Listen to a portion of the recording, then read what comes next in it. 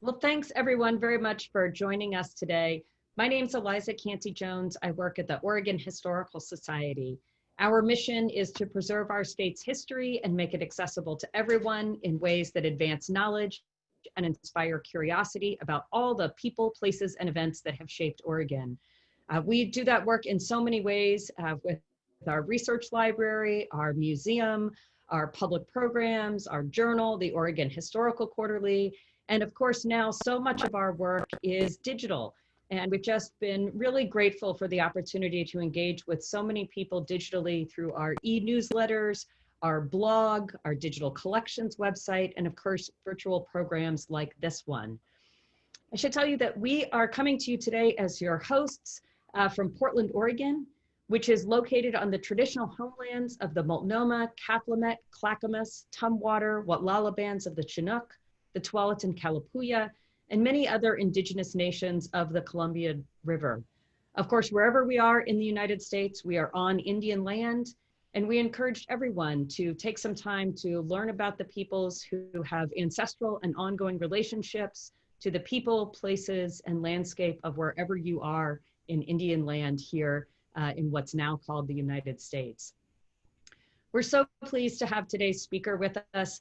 The news has, of course, been full of information about the post office and commentary about the post office and different information about what the post office is and what its history is. And we couldn't have anyone better to give us the real deal on this history. So we're very grateful that Professor Richard R. John accepted our invitation to speak today. Professor John is a professor of history and communications at Columbia University.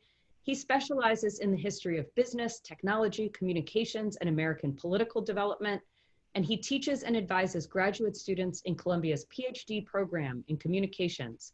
He's a core member of the faculty at the Columbia History Department, where he teaches courses on the history of capitalism and the history of communications. He's going to give a presentation using slides on your screen.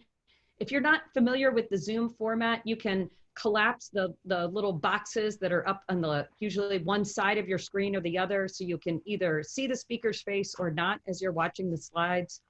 We encourage everyone to continue to use the chat and the Q&A. At the end of Dr. John's presentation, I'll be reading through those questions and then pop back on the screen to pass as many of them as we can get to him within the hour. So without further ado, please join me in a big virtual welcome for Dr. Richard R. John. Thank you, Dr. John. Thank you so much for the gracious invitation.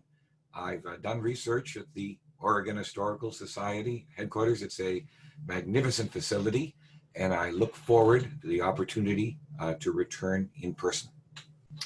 The subject today is our post office, its past, its present, and its future. And as a historian, I'm going to take the long view. Well, how do we think about the history of the post office? When did it begin? What is it supposed to do? Well, in the popular imagination, the post office sprang from the brow of Benjamin Franklin, our first Postmaster General, 1775. In my view, this is a problem. Benjamin Franklin, while a great American and indeed a champion of circulation of information, did not at the time envision and could not possibly have envisioned the post office as it would emerge following the adoption of the federal Constitution, which was written in 1787, adopted in 1788. So who then was the founder of the post office? Where should we begin? And I submit that we should begin here with Benjamin Rush. Benjamin Rush, a graduate of Princeton, Edinburgh, physician, signer of the Declaration of Independence, Surgeon General of the Army in our War of Independence, founder of Dickinson College. And it was Rush who had a new vision post office, unlike Franklin's. Franklin never gave a ringing tribute to the post office. In fact, his assumptions about the post office remained moored in a British imperial context. He'd been postmaster of Philadelphia before the war, and as first postmaster general in 1775, he thought of his task as basically doing what the British had done, but better and with no surveillance of patriot publications or letters.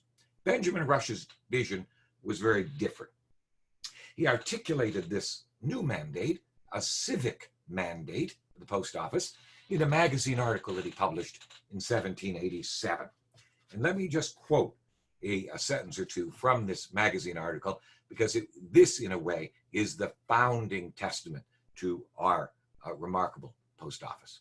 For the purpose of diffusing knowledge, as well as extending the living principles of government to every part of the United States, every state, city, county, village, and township in the Union, says Rush in 87, they all should be tied together by the means of the post office. This is the true non-electric wire of government. Maybe he's referring to Franklin, electricity. The post office is the only means of conveying heat and light to every individual in the federal Commonwealth. It should be a constant injunction to postmasters to convey newspapers free of charge for postage. Remarkable claim. For newspapers are not only the vehicles of knowledge and intelligence, but the sentinels of the liberties of our country. So what do we see here? This is a civic mandate. It is inclusive. It is open-ended, conveying light and heat to every individual in the Commonwealth. There's no clear conception here that the citizenry would be conveying light and heat back to the government. Now that will change. For the key piece of legislation establishing our post office on a permanent footing is not legislation 1775 when Franklin was Postmaster General, but instead a law that was enacted Second Federal Congress in 1792. That's the beginning of our modern post office. And it was in this law that we have enunciated the three key principles that I'd like to just say something about. There is no ringing preamble, that law, so the best we've got is Rush's statement, 1787. What are the three key tenets of the Post Office Act of 1792? Well, first, every newspaper was to be admitted into the mail at a very low cost. Rush looked forward to that in his 1787 magazine article. It was to be charged, each newspaper was to be charged, not free, but a very low rate, but every single newspaper was to be admitted, not just the newspapers of the administration. No, it was not to be a Pravda, kind of a special favorite publication. All newspapers admitted very, very low rates. How low? Well, you could send a newspaper from Philadelphia to New Orleans for about a penny and a half. If you were sending a letter with any kind of enclosure, it could cost 25 cents or more, 50 cents. Very, very cheap. Newspapers soon became 95% of the weight of the mail, never more than 15% of the revenue. The revenue came from the merchants. It was understood that merchants had the means, in effect, to cover the cost and to pay for everybody's newspapers. So that's provision number one. Provision number two, arguably the most important provision of all and very relevant to our present day discussions, was that control over the designation of new routes would rest not with the Postmaster General, as it did in Great Britain and France, much of the rest of the world, but instead it would be shifted to Congress. So Congress then had the authority to figure out how big the network was going to be. Constituents learned very quickly they could send a petition, just a statement of what we want, to their congressman. Congressman would respond, and you'd get a new post route. And this made possible the remarkably rapid expansion of the postal network, so that by the time Andrew Jackson's presidency in 1828, it was by far the biggest postal network in the world. And the third provision, not incidentally, was the idea that it was illegal to open anyone's letters. Postal inviolability, or what we today might call privacy. So that's how our post office was established, with those three key provisions. 1792, it soon became one of the wonders of the world. It astonished Alexis de Tocqueville when he visits the United States in 1831. Well, why is this? Why was it so important to circulate information? Well, if the people were sovereign, as the Constitution proclaimed, it seemed indisputable. The government had an obligation to provide the people with regular broadcasts on public affairs from the seat of power.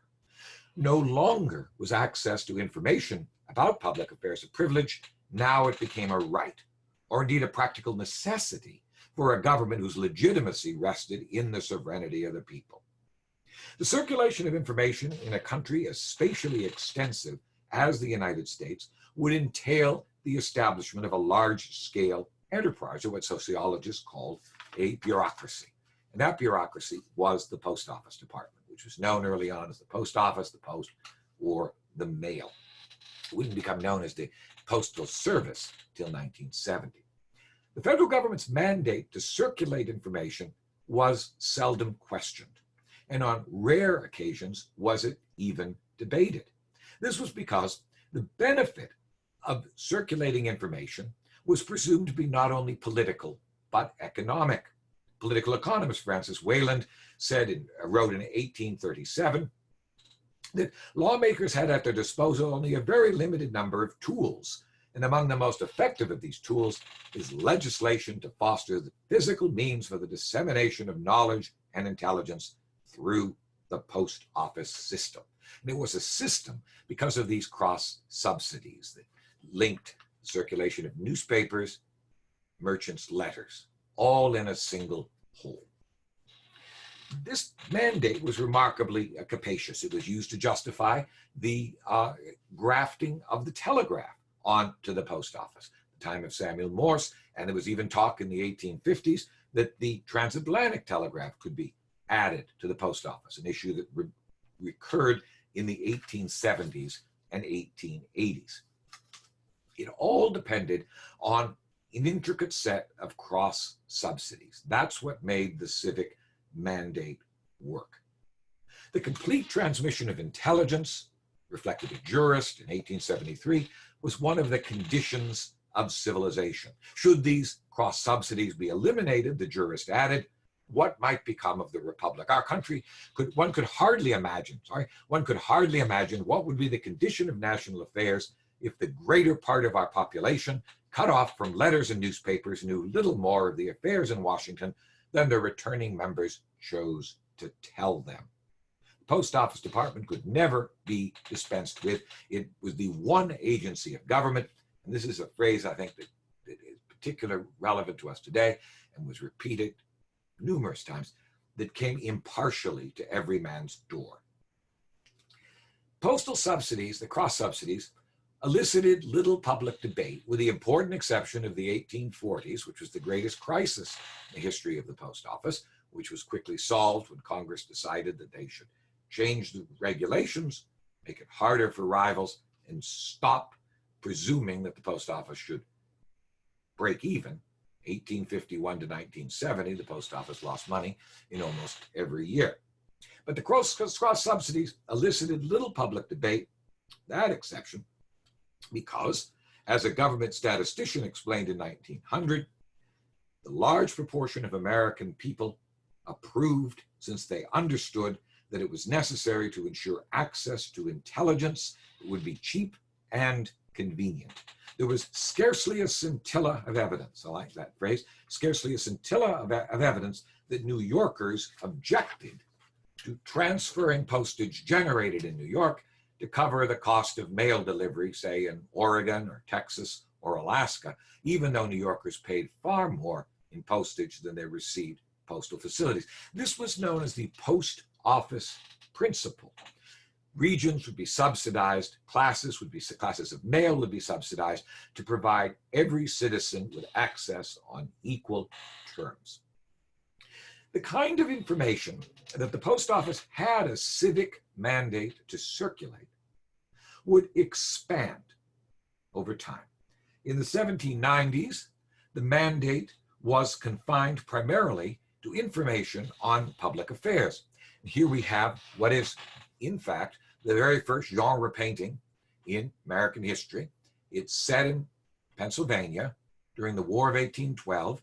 And if you look to the right doorway, there's a mail carrier bringing in newspapers. These are newspapers bringing news of military offense against Britain, War of 1812. And notice there's a woman, there are children, someone maybe had too much to drink. This is a large group of Americans who are joining together to learn about public affairs, news brought in by the newspaper. The sack over the fellow's, maybe I can use my mouse to show it. The sack over the fellow's shoulder is the portmanteau carrying newspapers. Mexican-American War, an image perhaps a few of you are familiar with, also set in a post office.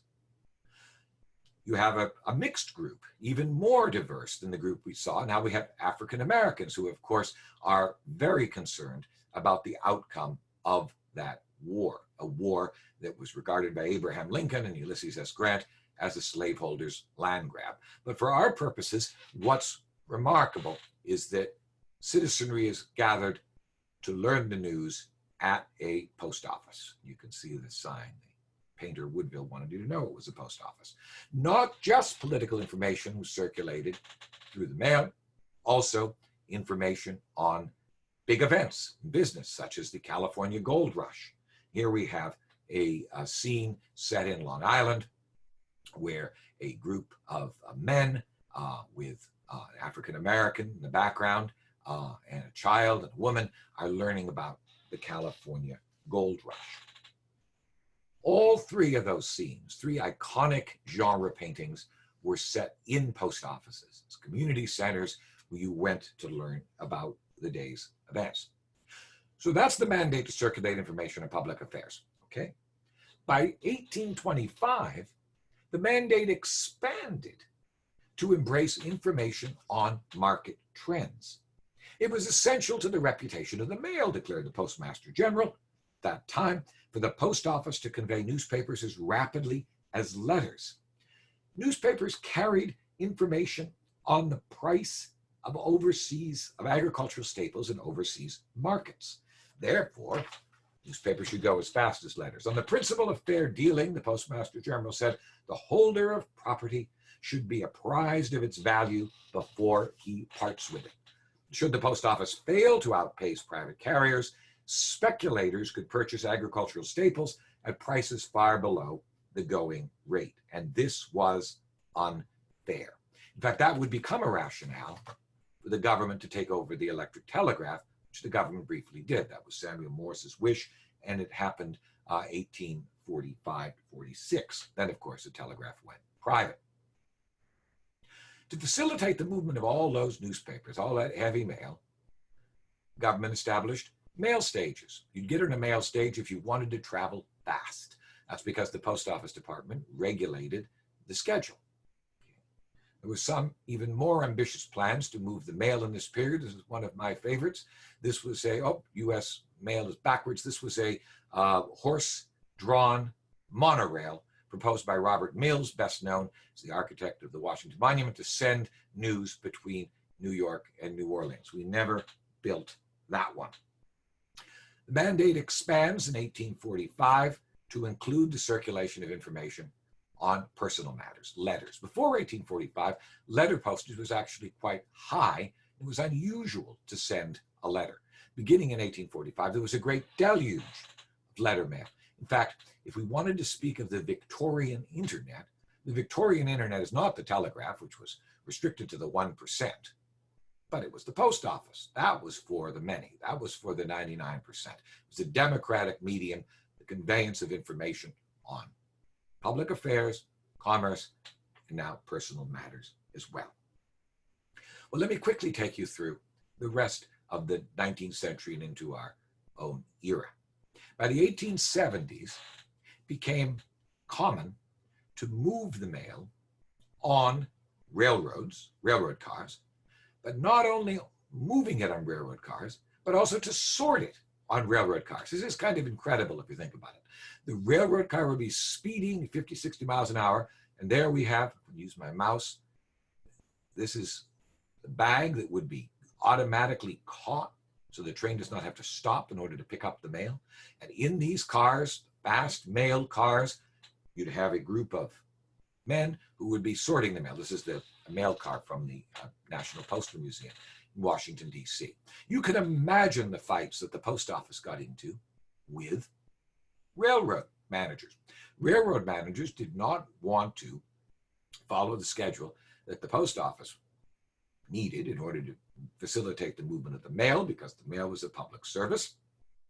And this led to a celebrated conversation between an interviewer and railroad president William Vanderbilt. Vanderbilt was urged to continue to support the fast mail. That was the high-speed train that I showed you in this slide. You should do it as a public service. William Vanderbilt responds, "I'm not in the business to provide the public with service, the public be damned." So that's where that famous phrase came from, in a quarrel with the post office department. All right, to move ahead, there was a movement in the 1870s and 1880s for the post office to take over the telegraph. It was commonly said that the post office worked much better than telegraph giant Western Union. No one wanted the corporation to take over the government agency, but many Americans, including Ulysses S. Grant, James Garfield, presidents wanted the post office to take over Western Union. So here's a cartoon that makes that point from a Republican leaning magazine. What is the best kind of monopoly? Well, the best kind of monopoly is when Uncle Sam, right here in the center, is able to get control of the telegraph from Jay Gould, the speculator, and run it as part of the post office department. And what is the rationale for that? The best kind of monopoly: let the people's government supply the people's information. A broad, open-ended civic mandate for the post office. Well, let's continue moving forward. Time is short. 1913, the government extended its mandate to circulate not only information in the form of letters or newspapers, but also to circulate parcels weighing up first to 11 pounds and then to 100 pounds. So here we have on the right, advertisement in the New York Tribune, a partial list of goods advertised under the heading, I'm reading from the ad, of buy by Parcel Post today, comprises candy, eggs, butter, shoes, groceries. With but a few exceptions, anything weighing under 11 pounds can be mailed, including farm produce, if you see the Parcel Post stamp up on the right. Remarkable expansion in the mandate of the organization. And I was trying to find other images. This is a mural from the 1930s. The Treasury Department hired artists, some of whom were working for the WPA, but it's a Treasury Department project to illustrate post offices, and an extraordinary democratic moment for American art. Here we have, this was in the Parcel Post building in Houston. I believe it's still there, showing the Houston ship channel. And in Oregon, I believe it's still up in Eugene, Carl Morris's Lumbering, Eugene Post Office from 1942. There has been, in the last couple of days, talk about deaccessioning or even covering up some of these murals. This has been in the news. It seems to me that is a real sacrilege. That is an assault upon our democratic heritage, that we should do all we can to make these really quite remarkable tributes to 1930s vision of democracy accessible, and to keep them in public view. 1911, just 2 years before Parcel Post, mandate of the post office extended still further to include rudimentary banking, a postal savings system, postal banking. Here on the top, we have Americans who are at the post office savings window, and at the bottom, we have a post office savings card. This was a service that was in operation from 1911 to 1966. And it's perhaps worth noting that these proposals for postal banking are on the agenda again today. Elizabeth Warren of Massachusetts supports such a proposal. According to the AP, about 7% of Americans today have no access to a bank account, and according to CNBC, about 25% are underbanked. So one of the basic mandates, facilitate information on commerce, something the post office has done and could do again. How do we understand the mandate of the post office today? Let me just look at my time. Yep.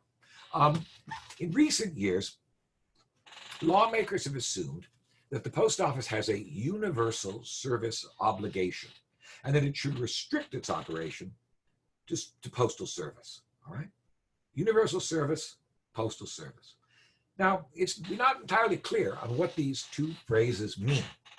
Recently, as April 2008, the Postal Regulatory Commission observed that the phrase universal service is undefined postal law. Well, for a historian, the single most important fact about these attempts to define what the post office does is their novelty. Before 2002, the phrase universal service obligation does not appear in the annual reports of the Postmaster General. Other phrases go back to 37, yet it wasn't until 1996 that we began to talk about universal service. It's become common since that time. Where does the phrase universal service come from? Well, if you look at the documents from the time, it seems that it probably originated. The Executive Summary of Towards Postal Excellence was a congressionally funded study of postal policy that Lyndon Johnson commissioned in 1967. The Post Office of the future, this Executive Summary declared, here I'm quoting, should be run by a board of directors that were charged with providing the nation, here's the quote, with a superb mail system offering universal service at fair rates, paying fair wages to postal employees, and giving full consideration to the public welfare. Well, what does this mean? What does universal service mean?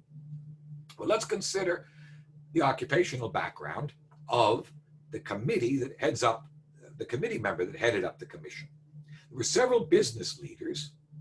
They would have been familiar with the phrase universal service in a telecommunications context. In fact, the chair of this commission, Frederick Capel, was himself former CEO of American Telephone and Telegraph, a corporation that had used the phrase universal service extensively in its public relations advertising since the early 20th century, and who regarded the attainment of universal service as a key corporate goal. That's a 1908 ad that we're reminded of by the Bell system much later in the century. The Capel Commission conclusions would become the basis for the Postal Reorganization Act of 1970, which put the post office on its current footing.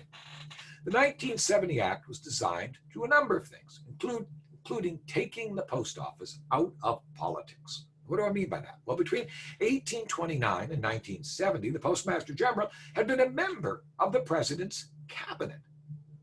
And postal patronage in the form of lucrative jobs and contracts had fueled the rise of the mass parties.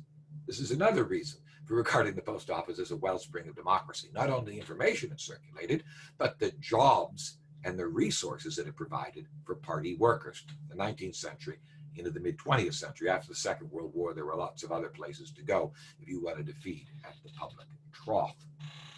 In addition, this act was designed to empower postal administrators and to ensure the post office would be self-sustaining.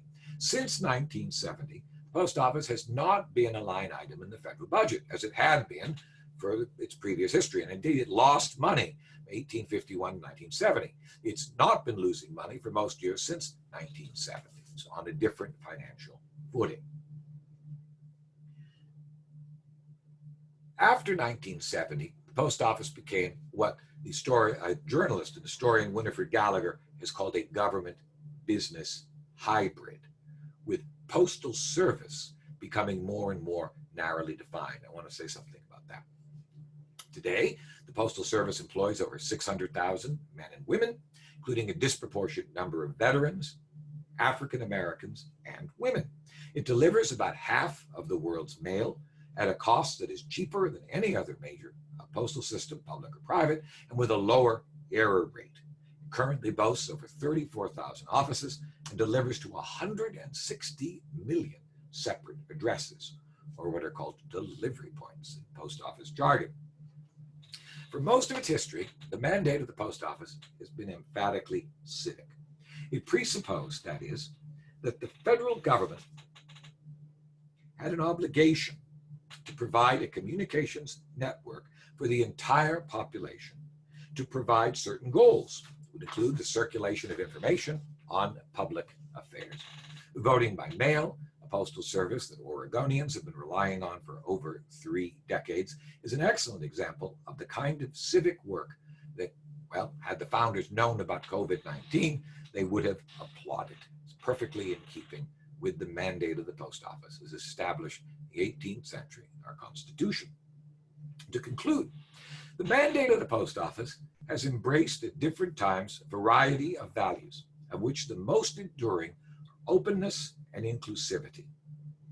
Openness and inclusivity are, like universal and service, very hard to define and almost impossible to measure with any precision. If we take Russia's 1787 address and the printed reports of congressional debates through our history as proof text, it's evident that the lawmakers who framed the Post Office Act of 1792, the first major piece of postal legislation following the adoption of the Constitution, presumed that the federal government had a duty to provide the entire population with access to information. On public affairs at first. In the 1820s, this mandate was expanded to embrace information on market trends, remember, not outpacing the newspapers, so speculators would be blocked. And in 1845, to personal matters with cheap letter postage. Influential contemporaries agreed. Few limited the civic mandate of the post office. On the contrary, they presumed that the post office had a mandate to attain equal access ideal, open and inclusive. This egalitarian dimension of postal policy received a particularly forceful expression in 1917 when Postal Administrator Daniel Roper underscored the political significance of what he termed the free communication on equal conditions.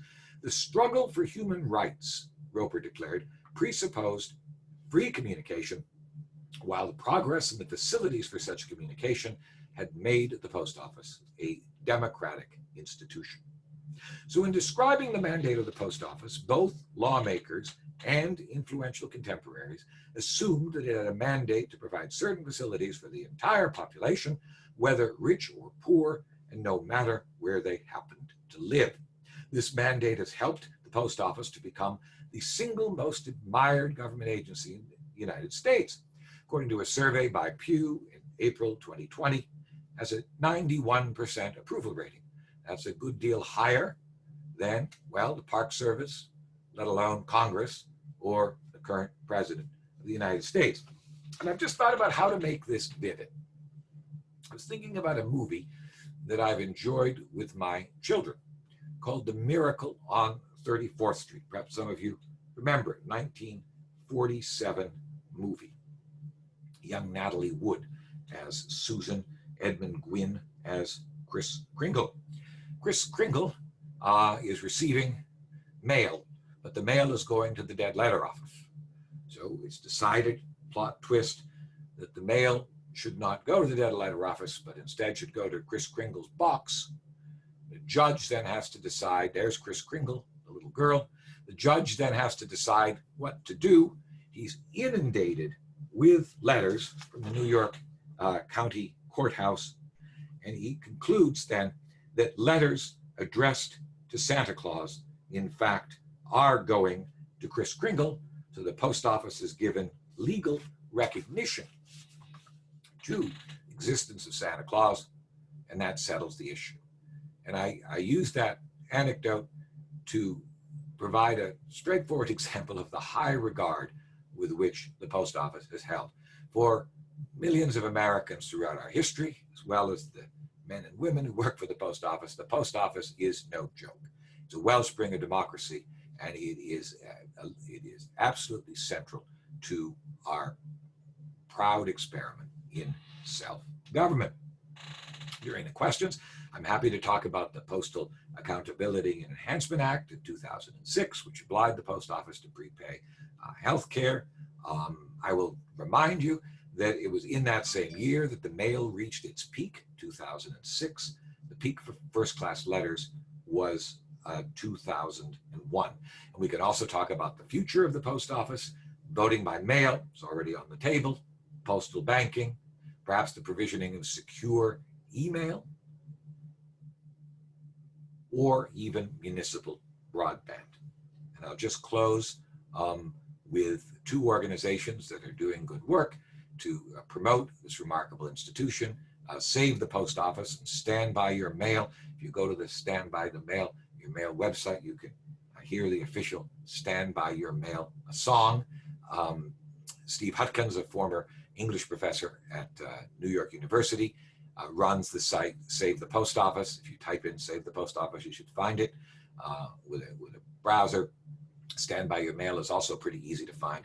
And they're organizations that are doing what they can to ensure that this vital part, not only of our heritage, but of our democratic project, is preserved and sustained. And the final slide, if you wish to read one book on the entire history of the post office, I would suggest you take a look at Winifred Gallagher's How the Post Office Created America. And since I understand you have an upcoming talk from Joanne Freeman, good friend, I put a little slide of Joanne Freeman holding up a book that I published a long time ago, just on the early history of the post office, going up to about the 1840s, called Spreading the News.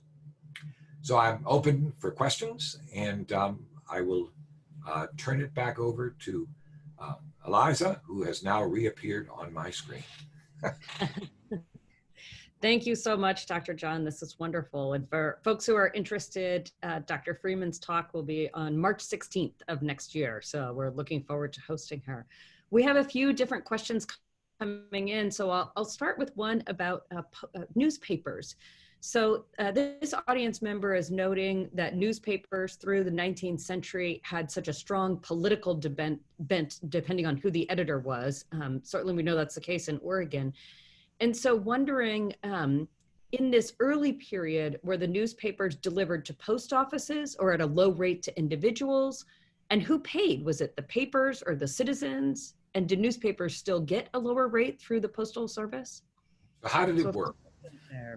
Until the Civil War, almost everyone got their mail at the post office. It was possible in certain cities to rely on a carrier, but that was a very limited service because Southerners and Westerners didn't want to help the cities in the North and East. All that changed during the Civil War. But before the Civil War, you'd go to the post office to pick up your newspaper. And yes, newspapers were partisan.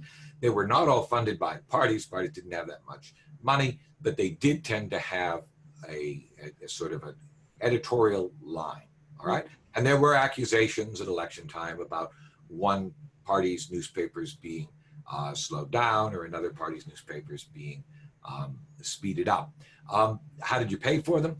You were supposed to pay at the post office when you picked them up. And in fact, for a couple of years, postmasters kept accounts with newspaper subscribers. And that became interesting to the party leaders because you could get a pretty good sense of who was on what side of the political issues by seeing what newspapers they read. Newspapers remained important into the 20th century, 1960s. 50s and 60s, it was an effort to try to rejigger the rates. Some of the audience might remember Life magazine. These magazines were getting a very good deal from the post office, and when their rates were increased, that more or less was their death knell. So obviously, newspapers in the mail are not important today, but they've been extremely important for much of our history, certainly up through the Second World War. Thank you. And there's a question about the impact of Anthony Comstock on the post office. Really, the audience member is saying that he turned the post office into a weapon, suppressing the sending of quote unquote obscene medical information through the mail. I know a lot of that was birth control was one thing that was targeted by Comstock and his law, but also a way of jailing people. So can you talk about Comstock and how that thread fits into your narrative of it following Russia's vision? The most important suppression of mail in American history occurred in the South between 1835 and 1861 when the South goes out. That was a suppression of information dealing with slavery. It was illegal to circulate information on the slavery issue in the South. So the great champions of civil liberties at that time were the Northerners that were trying to circulate information in the South. The heirs to the Jeffersonians were very repressive. And that's the big story of repression in the mail. Now, Comstock was a semi-official government employee after the Civil War. He had an agenda. He was concerned about birth control. He was concerned about aborificans. How effective he was, he certainly arrested many Americans, and there were some Americans who died as a result of their perceived persecution by Comstock, all right? But American people were pretty ingenious in getting around Comstock's regulations. Andrea Tone, T-O-N-E, has published a fine book called Devices and Desires about the kind of contraceptive entrepreneurs of the late 19th century. So we can exaggerate the effectiveness of Comstock. Those limitations would continue through the First World War with bans on socialist publications that were not supporting the war effort. So that has continued. But the key episode there is the suppression of literature on the slavery question in the South between 1835 and 1860. So there's another question related to that and regarding censorship of newspapers. Of course, Southern states were prohibited abolitionist newspapers and publications of any kind. Was there federal government pushback on that censorship through the mail system? Well, this is a really interesting question. Recently, the President of the United States has made some, I think it's best to say, outrageous statements about the post office, claiming that it's a joke, criticizing its operations, making all sorts of other claims. So I've been asked by my colleagues to find previous instances in American history in which presidents have made outrageous statements about the post office. And this is really hard because the post office is like motherhood and apple pie. Presidents love the post office. They've always loved the post office. Richard Nixon loved the post office during the middle of a wildcat strike in 1970s. Ever a man who had reason to be upset with the post office was Richard Nixon. It's not what he did. So I went back to Andrew Jackson in 1835. And he made the, at the time, outrageous claim that the federal government should block the circulation of abolitionist literature. That outraged John C. Calhoun. He did not want the federal government acquiring that much power, because if the federal government could block the circulation of abolitionist literature, it could turn around and enforce circulation of abolitionist literature. So in fact, that abolitionist, anti-abolitionist cordon sanitaire from 1835 to 1860 was enforced by the states with the support, active support of the Post Office Department. But there was no federal law limiting the kind of information that could go in the mail. That came after the Civil War, when federal government expands its ambit and individuals like Comstock become influential in the enactment of legislation. Thank you, that makes sense.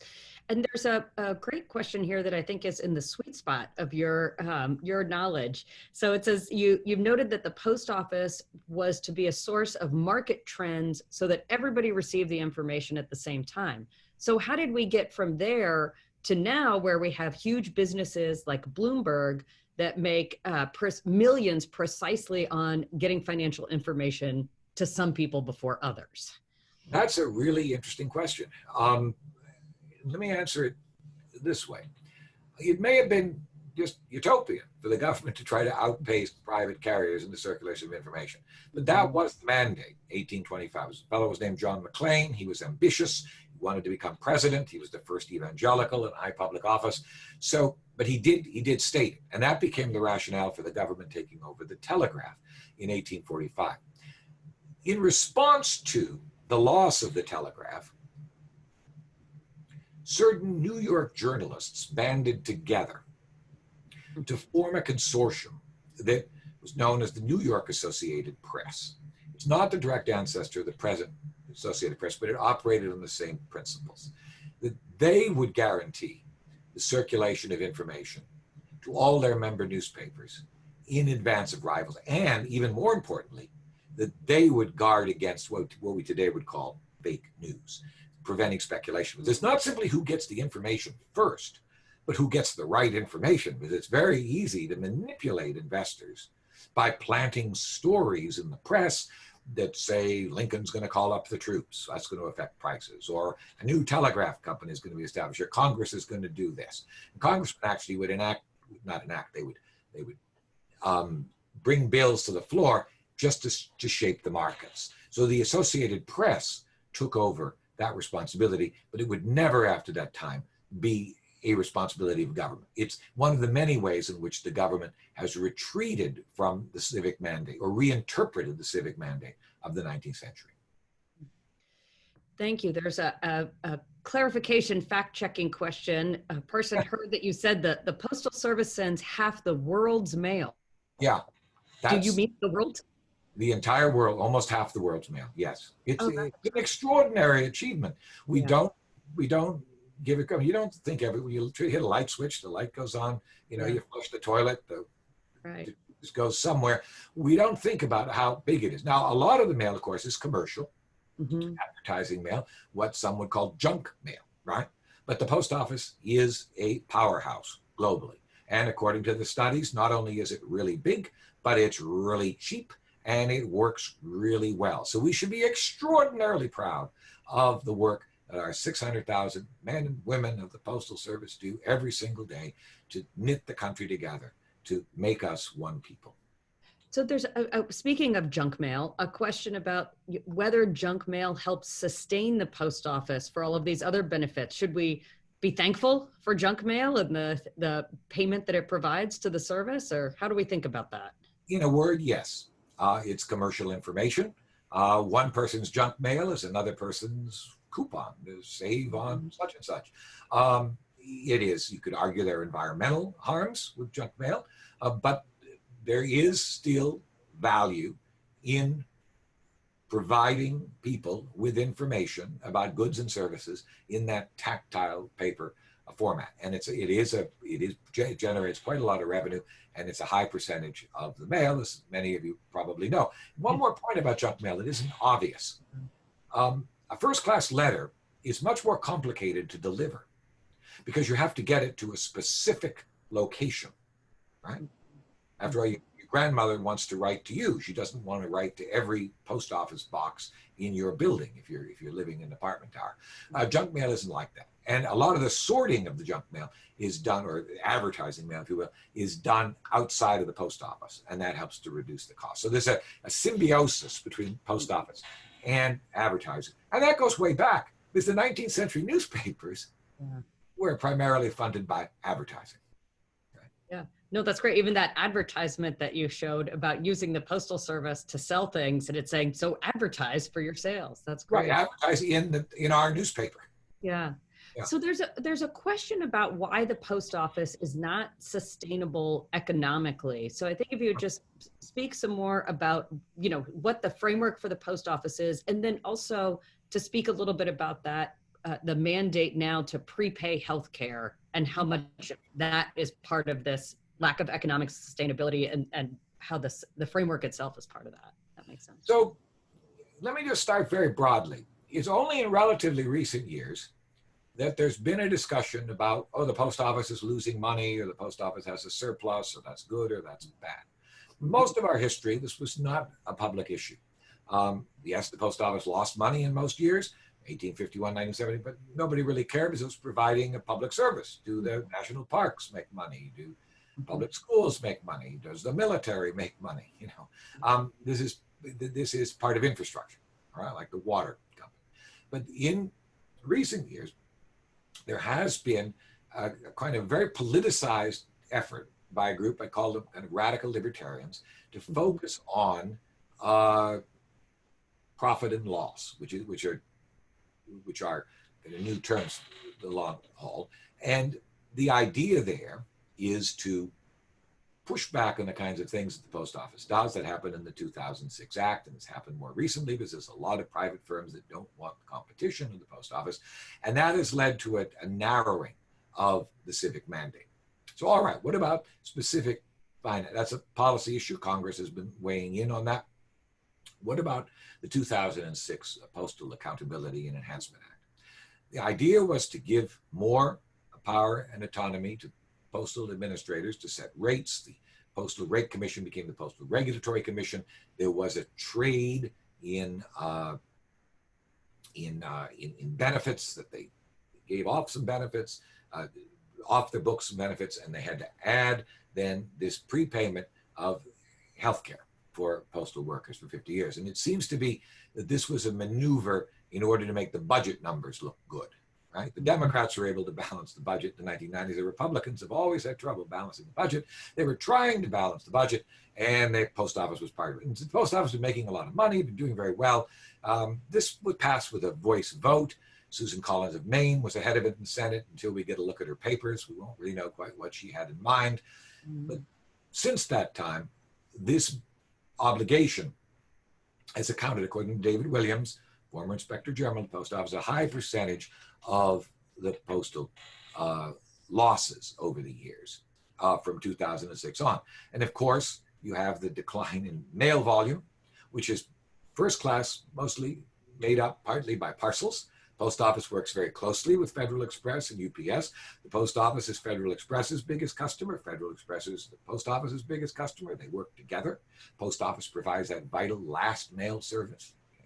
And then you have the complications with COVID-19, where for reasons I don't entirely understand, Congress has been reluctant to give the Post Office the same kind of break that it's given cruise ships and golf courses and all kinds of businesses. And then recently they've gotten a loan through the Treasury Department, which is very unusual, different from other organizations, and the implications of that are unclear. But I would say that that is the source of the problem right now. And of course, because the Post Office provides so many services that are not remunerative, right, that Federal Express or UPS would not undertake, that it's always kind of struggling to figure out a way to make itself viable financially, because that is part of its obligation under the 1970 Act. And it's up ultimately to Congress to decide what to do. Congress has been in charge since 1792. There are very few congressmen who will get up in front of their constituents and say that we should just let the post office fail. It's a very popular institution, and it's particularly popular in rural parts of the country. If you listened or watched the House and Senate testimony, there were many congressmen from red states, very red states, who were very enthusiastic about the post office. And when I'm on the radio in Abilene, Kansas, or Abilene, Texas, or in Lawrence, Kansas, it's not really a partisan issue. It's only a partisan issue for sort of radical libertarians with a utopian project that everything will work better if it operates on the market. And you can just ask yourself the cost of mailing something via FedEx versus the cost of mailing something via USPS. I think the postal volume, the post office delivers in something like 14 days, with all the other carriers deliver in a year. I mean, you're not comparing apples to apples. Let me just say one more final thing about that, because I've given this some thought. If you move to Kansas, I was in Abilene, Kansas a little while ago doing some research. If you move to Kansas, you had the expectation that that interstate highway that goes right through Abilene, was right next to Abilene, is going to be there. You know, the federal government says, well, we could really save money by shutting down the interstate in Kansas. That'd be, we could put the money somewhere else, right? We can give more handouts to big business. Let's shut down the interstate in Kansas. That would be resisted by the people of Abilene as they move there. The expectation there would be a highway. And the same is true with the post office. People make decisions, life decisions, on the basis of having access. Not only to send a letter to their grandmother, not only to vote by mail, that's very important, but also to be able to conduct business. A lot of businesses are dependent on the post office. So these radical libertarian ideas to restructure the post office are going to have a devastating effect, if they're ever implemented, which I don't think they will be, on the heartland. And I don't see why we're always beating up on Americans in the heartland. So anyway. I appreciate that. Thank you. I think we have time for one more question, but it's going to be a big one, which has to do with the Postal Service and regulation of electronic communications. You had mentioned the possibility of secure email. One questioner is saying that email and the web are often presented as a reason for the decline of the Postal Service, though of course recognizing that the Postal Service isn't necessarily supposed to be money generating. So what's the relationship with the Postal Service, and what proposals maybe have been put on the table for to change that relationship? That's a good question. I mean, the post office was experimenting with faxes in the 1950s. There have been proposals for the post office to move into email. It's blocked by the commercial companies. It's been blocked time and time again. But here's just some basic principles. All right. post office is secure. The Hope Diamond was moved via the post office, Mm. very lightly insured. Okay, in the early 19th century, merchants would send banknotes, $10,000. First, they cut it in half. Send half, the half goes through. They send the other half, and then they just started sending the whole 10,000 banknote, all uninsured. Post office is very reliable historically. Right? Also, it's illegal to open anyone's letters without a search warrant. Now, President George W. Bush tried to expand the mandate of the government. This was back in the War on Terror days, 2006. So he wanted to be able to open letters because he was frustrated. It's much harder to get at what goes in the mail than it is to what goes via electronic mail, but you have to have a search warrant. So there is a presumption there that the government can provide a safe and secure service, which goes right back to the founding, when many of the founders had been diplomats in Europe, and they recognized that their mail was routinely opened, that the British government opened their mail just before the War of Independence. So the possibility is there. It's a part of the civic mandate. Now, how it would work out operationally is a question, just as how it would work out, how postal banking would work out, or municipal broadband. But these are all very much within the historical mandate of the post office. And we may well come to a time when Americans don't like Google having access to all of their communications, and that we want to shift the balance. And the post office might well be an institution that could be part of that shift, if only by reminding Americans of what our historical traditions are. Snooping in people's private correspondence is not an American tradition. The American tradition is that information should be inviolable. You should be able to communicate without anyone, government official, corporate manager, knowing what your business is about. Wonderful. Well, thank you very much for taking the time to share your, so there's a commenter who said, thank you very much for sharing your knowledge with us today. And we completely agree. We'll be posting a recording of this on the Oregon Historical Society YouTube channel, where you can find many other presentations on a variety of topics. We'll also post it to our website, and that'll be up in 2 to 4 weeks. So keep your eye out for that coming soon. Sign up for our email list or follow our emails for programs upcoming. And just again, Dr. John, thank you very much for responding so quickly to our invitation and being willing to speak with the audience today. We wish you all good luck in virtual teaching this fall and all of the hybrid classes. And we look forward to having you in person to come and research in our collections again sometime in the future. So thank you very much. And thanks everyone for joining us today. Yeah, thank you, Eliza. Yeah, take care.